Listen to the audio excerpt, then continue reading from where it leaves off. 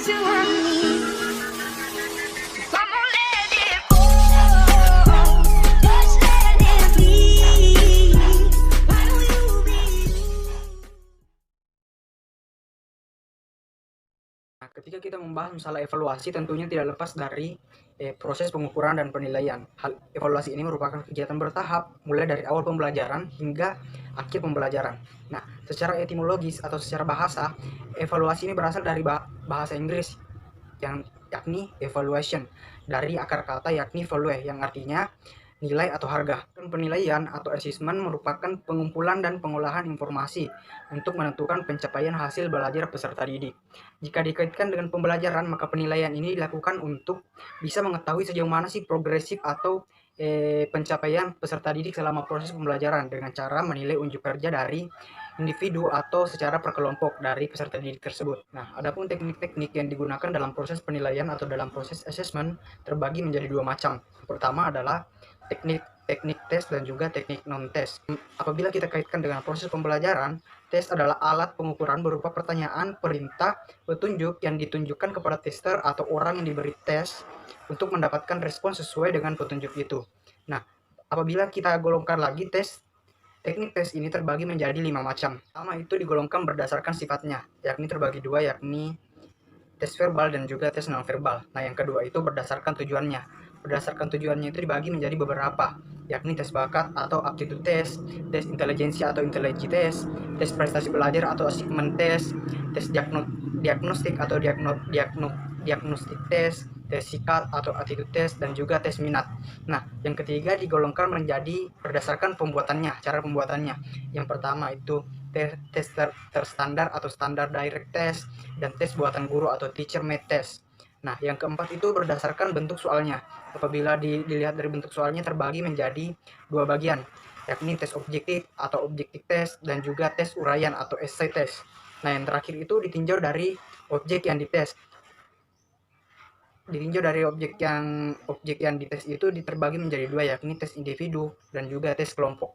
Teknik yang kedua adalah teknik non-test. Non-test ini adalah proses penilaian hasil belajar peserta didik yang dilakukan tanpa menguji peserta didik, tetapi dengan mengamati secara langsung atau secara sistematis mulai dari awal pembelajaran hingga akhir pembelajaran. Nah, teknik non-test ini terbagi menjadi 3 macam. Yang pertama adalah observasi.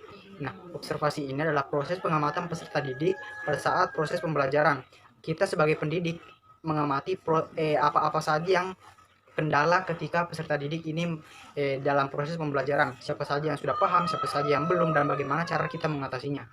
Yang kedua adalah interview. Nah, interview ini adalah tanya jawab secara intensif antara satu orang dengan satu orang yang lainnya, dalam hal ini antara guru dengan peserta didiknya. Yang ketiga adalah pengisian angket atau kuesioner. Nah, hal ini bisa dilakukan dengan membagikan beberapa pertanyaan, selembaran pertanyaan kepada peserta didik untuk diisi sebagai wujud hasil bagaimana pemahaman mereka terhadap suatu proses pembelajaran yang sudah berlangsung sebelumnya. Evaluasi pembelajaran memiliki beberapa fungsi. Yang pertama, secara psikologis, di mana peserta didik ini lebih untuk mengetahui bagaimana kegiatan yang telah dilakukan itu sesuai dengan capaian pembelajaran yang ingin dicapai. Kemudian yang kedua adalah secara sosiologis, di mana kesiapan dari peserta didik untuk terjun di masyarakat, sehingga dengan adanya evaluasi, guru dituntut bagaimana dalam proses pembelajarannya itu lebih memperhatikan interaksi sosial dari siswa itu sendiri. Kemudian yang ketiga adalah secara didaktis metodis, di mana evaluasi di sini berfungsi untuk membantu guru dalam menetapkan peserta didik pada kelompok-kelompok tertentu. Kemudian fungsi yang keempat, di mana evaluasi berfungsi untuk mengetahui kedudukan peserta didik dalam kelompok. Apakah dia termasuk anak yang cepat tanggap, lambat, atau sangat kurang, sehingga guru dapat lebih dipermudahkan dalam menentukan metode pembelajaran yang dilakukan. Kemudian fungsi yang kelima adalah evaluasi berfungsi untuk mengetahui taraf kesiapan peserta didik untuk lanjut pada jenjang pendidikan berikutnya. Kemudian yang keenam adalah di mana evaluasi berfungsi dalam memberikan bimbingan dan seleksi, sehingga peserta didik mampu menentukan jurusan yang akan dipilih pada pendidikan selanjutnya. Kemudian fungsi yang terakhir atau fungsi yang ketujuh, di mana evaluasi berfungsi secara administratif, di mana evaluasi ini dapat digunakan sebagai laporan pihak sekolah atau guru kepada orang tua wali siswa itu sendiri. Ya, ada beberapa manfaat hasil penilaian pembelajaran. Yang pertama, bagi peserta didik yang memerlukan remedial, di mana seorang guru haruslah percaya bahwa setiap peserta didik dalam kelasnya itu dapat mampu mencapai kriteria ketuntasan setiap kompetensi yang telah ditetapkan, bila guru dapat memberikan bantuan yang tepat kepada siswanya. Bantuan ini dapat berupa misalnya dengan memberikan saran gaya belajar kepada siswa sehingga siswa tidak terlalu mengalami kesulitan dalam belajarnya. Kemudian manfaat yang kedua adalah bagi peserta didik yang memerlukan pengayaan. Nah, pengayaan dilakukan bagi peserta didik yang memiliki penguasaan lebih cepat dibandingkan peserta didik lainnya, atau peserta didik tersebut mencapai ketuntasan yang belajar ketika sebagian peserta didik yang lain belum mencapai tersebut. Jadi di sini guru memberikan pengayaan agar pengetahuan yang didapat siswa tersebut dapat lebih berkembang dengan cepat. Kemudian manfaat hasil penilaian pembelajaran yang ketiga itu bagi guru, di mana dengan adanya hasil penilaian ini guru dapat memanfaatkannya untuk perbaikan program dan kegiatan pembelajaran ke depannya. Sebelumnya, asesmen atau penilaian ini sendiri memiliki dua fungsi yang berbeda.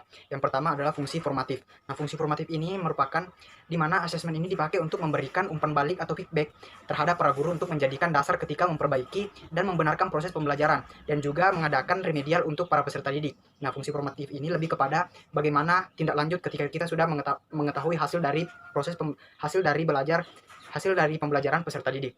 Nah, yang kedua adalah fungsi sumatif. Nah, fungsi sumatif ini sebagai penentu nilai belajar siswa dalam suatu mata pembelajaran tertentu, sehingga selanjutnya bisa dijadikan bahan memberikan laporan dan juga menentukan bahwa peserta didik ini layak untuk pindah ke materi selanjutnya atau layak untuk menuju jenjang yang lebih satu tingkat lebih tinggi dari tingkat yang sebelumnya. Nah, untuk materi yang selanjutnya itu manfaat hasil penilaian.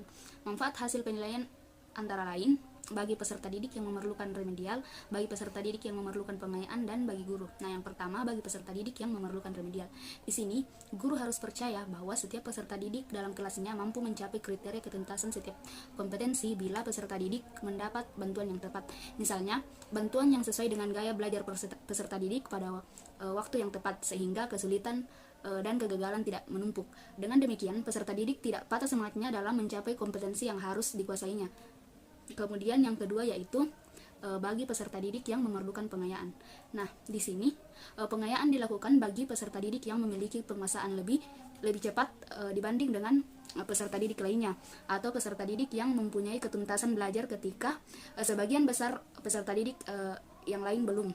Kemudian peserta didik yang berprestasi perlu mendapat pengayaan agar dapat mengembangkan potensi secara optimal bagi guru. Nah, guru dapat memanfaatkan hasil penilaian untuk memperbaiki program dan kegiatan pembelajaran. Misalnya, guru dapat mengambil keputusan terbaik dan cepat untuk memberikan bantuan optimal kepada kelas dalam mencapai kompetensi yang telah ditargetkan dalam kurikulum, atau guru harus mengulang pelajaran dalam mengubah strategi pembelajaran dan memperbaiki program pembelajaran.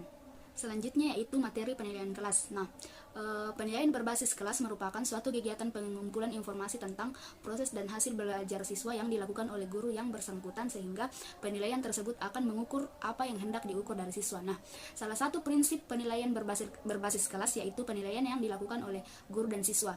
Hal ini perlu dilakukan bersama karena hanya guru yang bersangkutan yang paling tahu tingkat pencapaian belajar siswa yang diajarnya. Selain itu, siswa yang telah diberitahu oleh guru tersebut bentuk atau cara penilaiannya akan berusaha meningkatkan prestasinya sesuai dengan kemampuannya.